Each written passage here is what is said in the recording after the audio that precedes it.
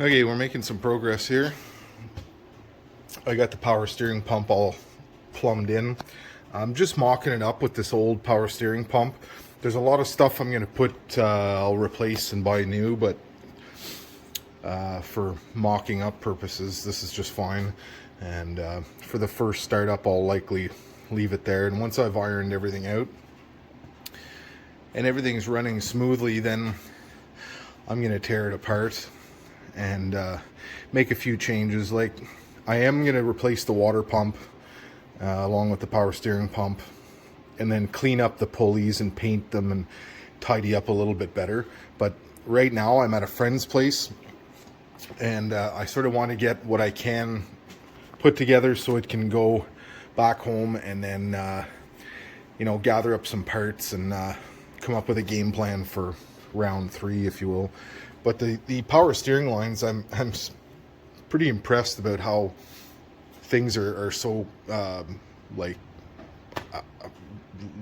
same, really. Like, those lines, all I had to do was I gave it a little bit of a, there's not a lot of pressure on it, but there's a wee bit of a spin on the line there, and that's to keep it away from that pulley. But the line literally threaded into the back of the power steering pump. So the GM kept a lot of stuff the same, which is really, really handy. So I'm happy about that. Same with the throttle cable. It seems to it's gonna clip and work just fine, without modifying anything. Now the passing gear cable or TV cable or whatever you call it is gonna need. I'm not sure if they probably sell one that's gonna work for $700 and go directly, like a plug and play kind of thing. But one step at a time. It's all right. So we got transmission lines done. Slow process. Shooting the breeze with a few friends as they come in here. So, Jesus. But anyways, just picked up a roll of 5/16 and just more or less bent them. All done by hand, so it's not a work of art, but should do the job just fine. Not really sure where the headers are going to be yet, so I've guesstimated and tried to hug the block as much as possible. They can be moved around a little bit still, and I'm gonna make some kind of clamping system to hold them in there. But heater core hoses are done. Wiring not touched yet, but it's coming one piece at a time. There's the heater core hoses there. And of course the power steering is done. So I'm gonna hold off putting the rad in until I get all the rest of the front end completed, and then we'll put the rad in just before we start it. Alright, well, front end is pretty much buttoned up.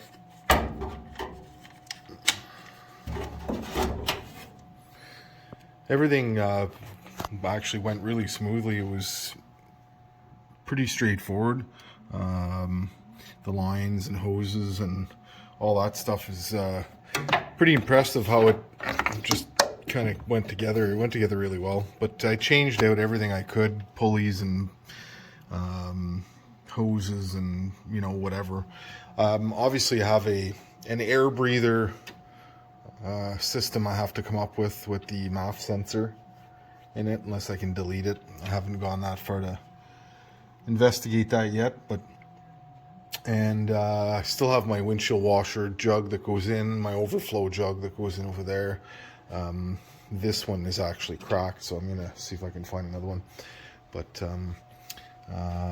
transmission, other than the shifter, is all buttoned up. I need to find a cover for the flex plate, that cover that goes in the bottom. I'm not really sure what to do about that yet. But the cable I've bought, I just have to go pick it up.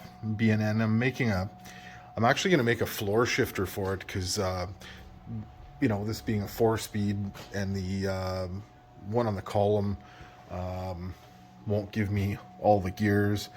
And I don't know. I thought about making some kind of, I don't know, I'm not sure yet, a console of some type or a pedestal with a shifter on it, or I don't know, but it's a B&N shifter I bought, so I'll see what I can do with that. And we got the exhaust, which is headers will be delivered this week. Then I got to make the, I'm just going to make some, I'm putting dual exhaust, 2.5, I think. I'm just going to go out the collectors straight back, hang the mufflers. And then I'll put hangers and everything, and then I'll deal with tailpipes afterwards. I may have to go have those made at the muffler shop. I want them to come out behind the wheels on both sides, so that might go there for that. But at least if I get the pipes and mufflers on, I'll be kind of ready for the first start. Gas tank, the old tank is out. It's a monster compared to the new tank. I'm still kind of on the fence about it. Look at the size difference. So I think this is 22 gallon versus I think 36 gallon or something like that. I'm not 100% sure, but anyways, this one was conveniently in stock, and here in Canada, a little harder to get parts than you guys in the States. Big and bulky for shipping, so it's a pain in the butt. And they said they could possibly get the big one, but we're looking at more than double the price. So I don't know, I may end up running the smaller tank. LS slightly cheaper on gas, I'm hoping. Making an extra stop on my way, you know, on a long drive, I don't think really bothers me until I do the Yukon. Then it'll probably be, you know, I'll be kicking myself hoping for the bigger tank. But I think I'm just going to go with this one for now, because I want to sort of get it together. And I'm at my buddy's little garage here, and it's got to leave here. Was originally going to leave this week, but now I think we're going to keep it here another week, and next weekend I'm going to get a few loose ends tied up, including the gas tank and the headers and possibly some of the exhaust. The only thing that is going to be left to do at home in terms of running it is going to be the wiring, which I may end up using the factory truck wiring and going through it and piece by piece, since I have several months. I'm in no rush to really get this thing running.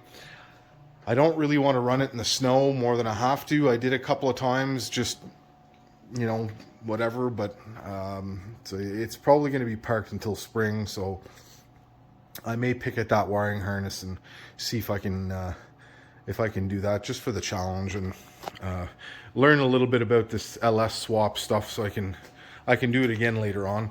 The rod may end up getting changed. I did run cooler lines to the front. It's all plumbed in down there. I'm running this oil cooler. It's collected a bit of dust and dirt over the years, but it's actually fairly new. It sat on my shelf at home for a long time, so it's going to end up going in there. I'm waiting for those funky zip ties there that you put through the rod to put it in there kind of properly. So yeah, so coming along really well here. Potentially, you know, running in the next few weeks if I really get motivated. But you know, we're in full out winter months here in Canada, and this is what's going on right now, you see. So we're not doing any camping anytime soon. Well, we could be, but we're doing van stuff. So we're gonna get this thing buttoned up, and then we'll make some plans for some camping.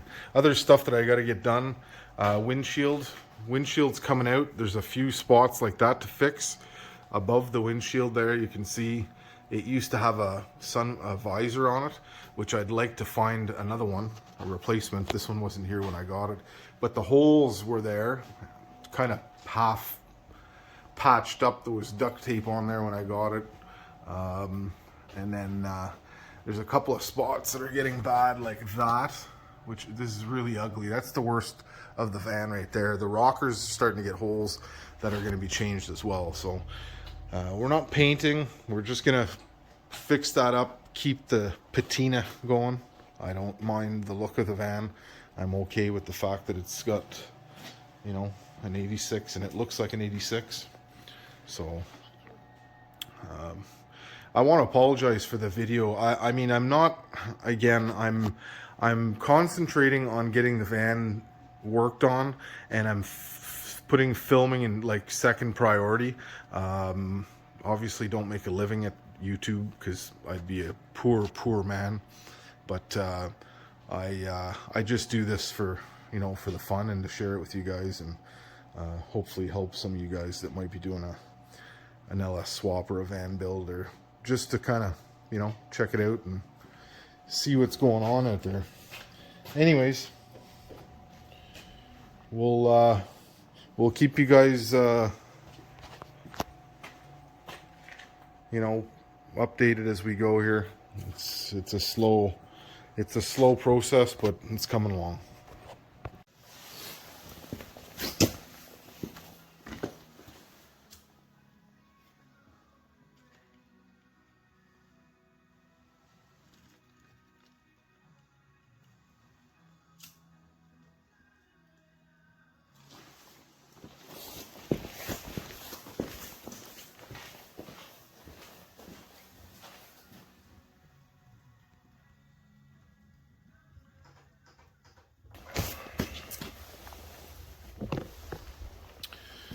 Well, we're back at it.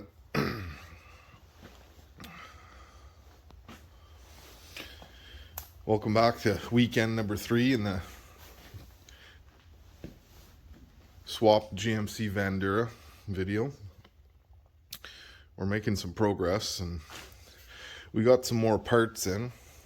So we got some mufflers and some exhaust pipe and all new fuel lines, which we're gonna do today. What else? Oh yeah, we got the gas tank and sending unit and the pump.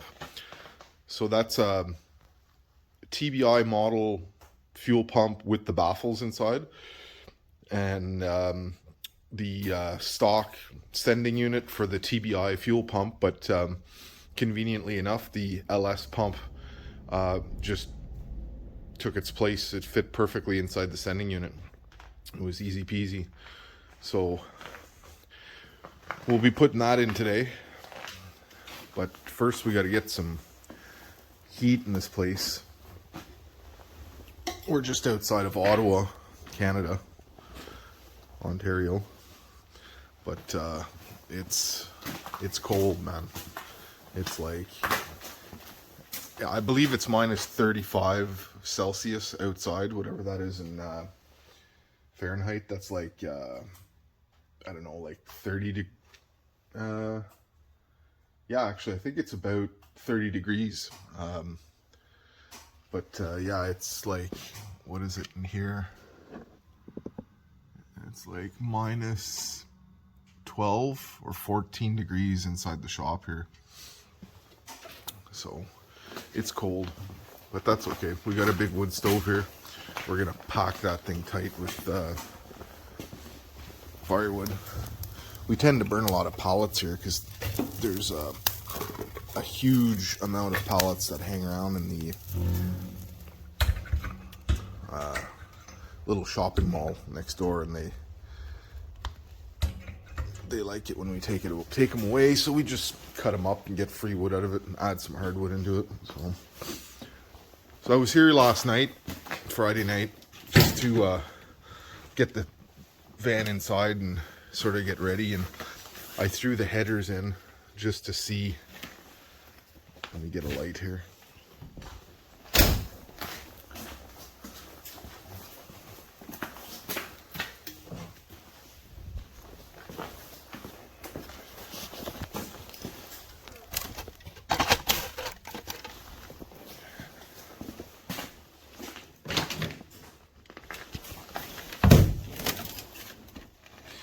I put the headers in because I wanted to see like if we were going to even be close to fitting, or you know, but as you can see, they fit in there like a glove.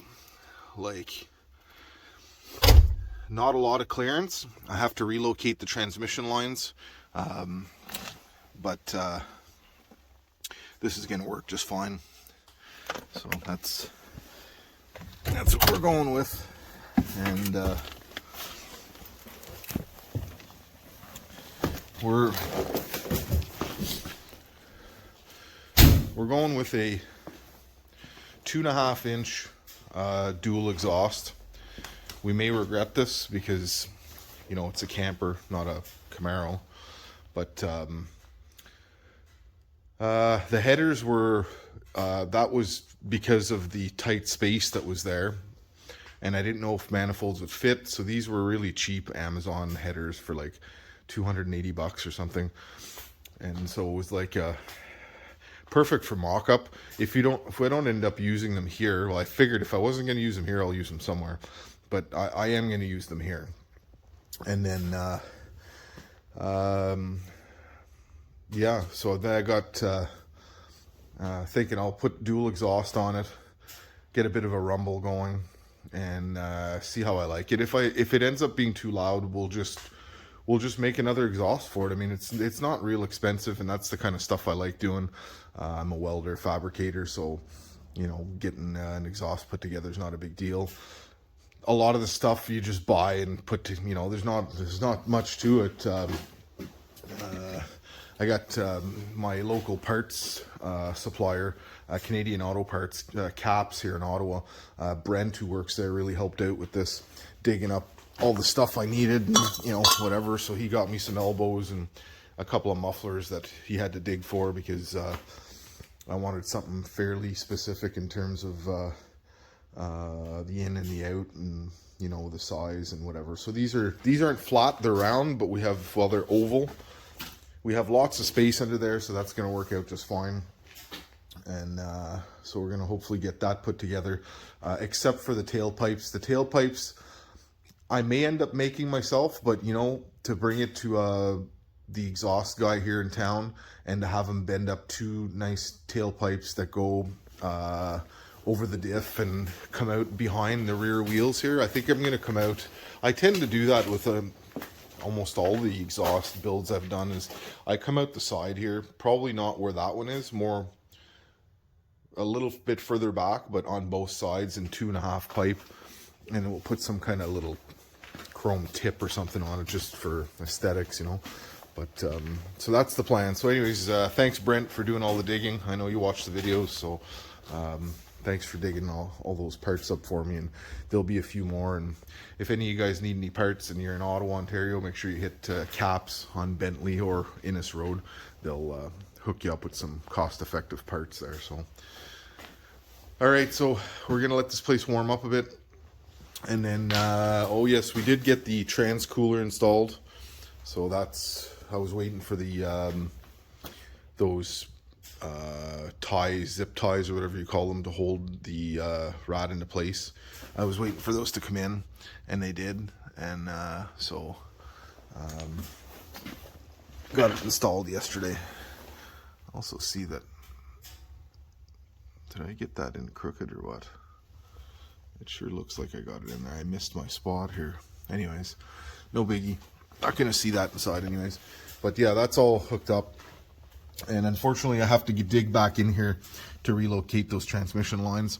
I didn't think that the headers would be quite so close where the collector bolts on, but there's like 1/2 inch of space between the header and the block.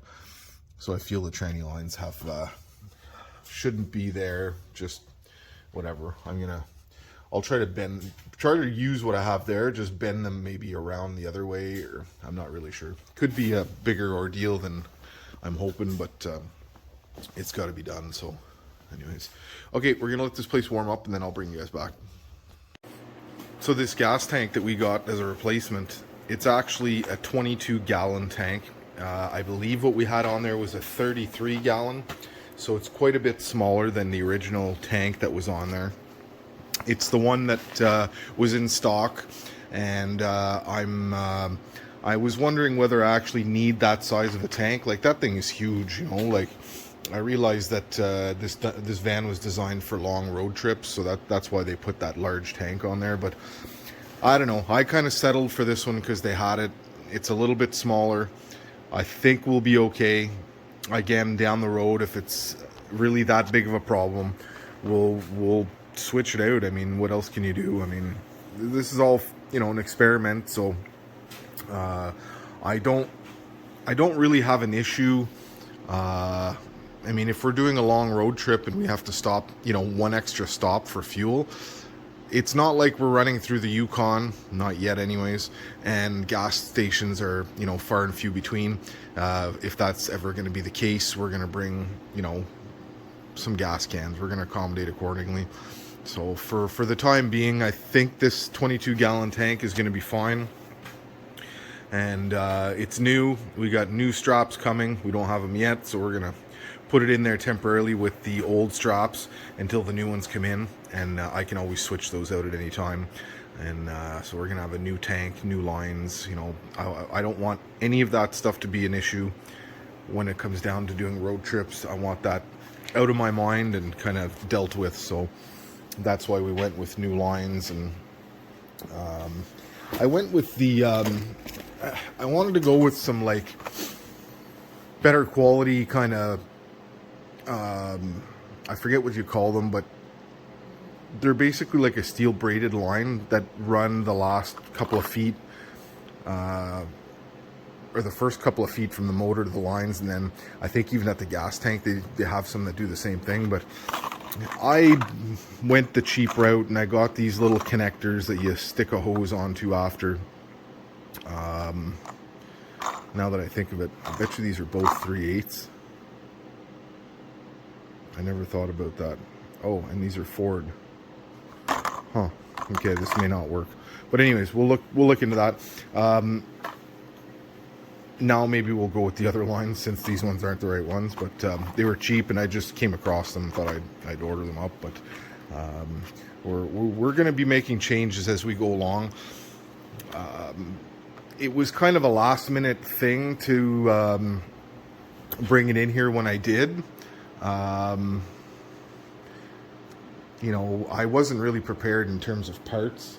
I started looking around, but I'm always researching, and I was procrastinating a little bit and second guessing myself on what I was buying. So going the cheap route, getting it running, and then as you use it, you can, you know, make changes. I feel that that's better for me. So, you know, this is a budget LS swap. There's not a lot of money involved other than the new transmission. You know, if it wasn't for the transmission, I bet you there's $1,000 spent here. You know, maybe a little bit more, but that's new lines, and there's lots of stuff that didn't have to be done. But I'm not putting old rod hoses, and you know, the only thing that'll be left to do is that won't be new will be brake lines, which is going to happen as well in the spring. So yeah, gas tank is a bit smaller, but that's what we're going with. So I'm just eyeballing the exhaust here. Basically, just have it up on a jack here, and throwing a few tacks in the joints. I've got this mini welder, like mini. There's my foot, so it's just a tiny little guy. Very handy for this though, and only weighs about 8 pounds. So yeah, basically, like, this jack doesn't need to be here anymore. I've got it. So that's sort of what I'm thinking. They're those mufflers are a little different than what I'm used to working with. They're kind of oval shaped, but I'm hoping they'll give us a little bit of a quieter rumble to them. So anyways, thought I'd show you that.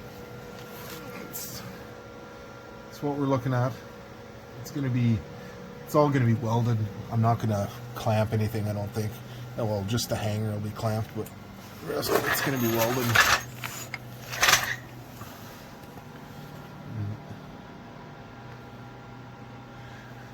Now we'll get some tailpipes either made for it or have them made, one of the two. Depends on what I can find, or maybe my buddy over at Caps can track down some kind of dual exhaust that I can cut up and retrofit maybe.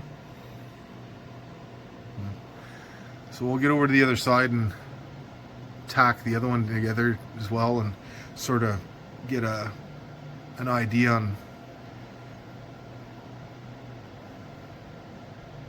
how close they're gonna like match up. You know, nobody's gonna see these, but I'll know if they're totally out of whack. I don't want that. So all right, on to the other side. I'm not showing you any welding and stuff because there's not much to see.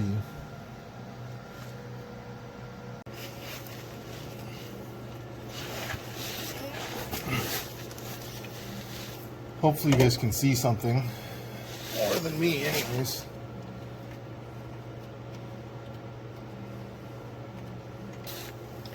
So just trying to get the pipe to be as close as possible to the other side, but the pipes run in a different spot and the cross members are different, so it's not going to be in the exact same location, but I'm just trying to get it close. I want it to be like aesthetically pleasing, so if you're looking down the side of the truck, you see something that looks, you know, somewhat symmetrical. Drives me nuts to go buy a truck with dual exhaust and they're completely different. This is going to be really close to the cross member. So I use that little baby stick welder just to kind of tack things together, and then we'll MIG weld it after. I gotta get my helmet. Oh.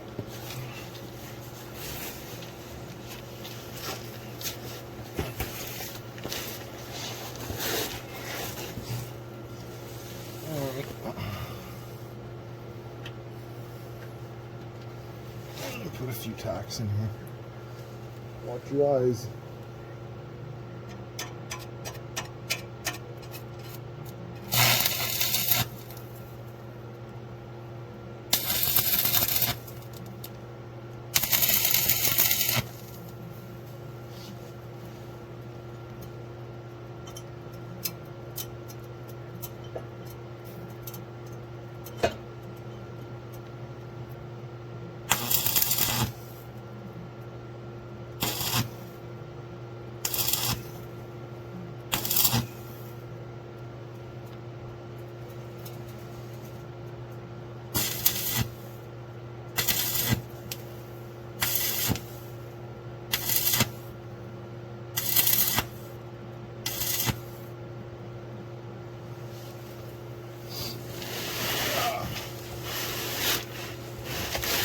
Isn't this fun? When I get my house bought or built, there's going to be a garage with a hoist, that's for sure.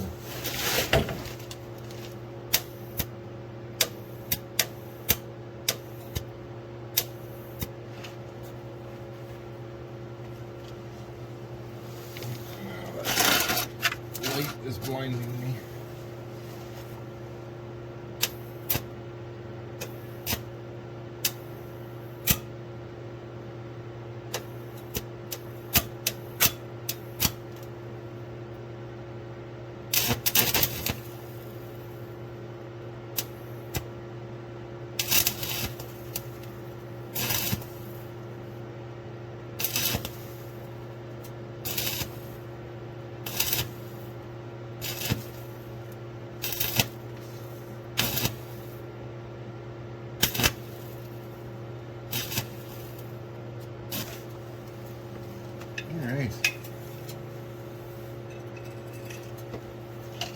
I think she's tacked.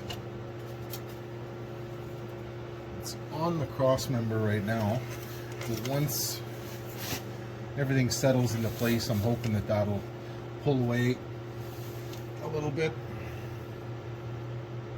Okay, we'll go put a hanger on the other end.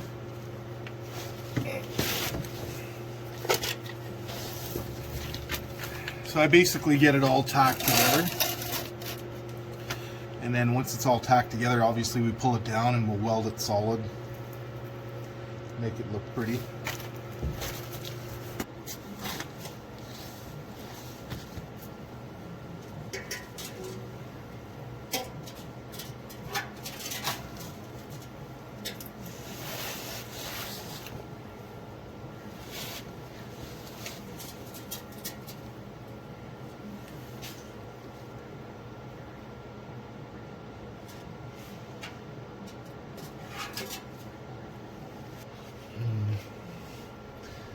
I'm half tempted to making fabbing up a new cross member, one that doesn't like drop down so much here. Like I could make a custom transmission cross member that would leave me way more room for the exhaust to run closer to the floor. I don't like them hanging down low like that, because when you get into the woods, which I do tend to do, then you've got a brand new exhaust system that's lower than it has to be.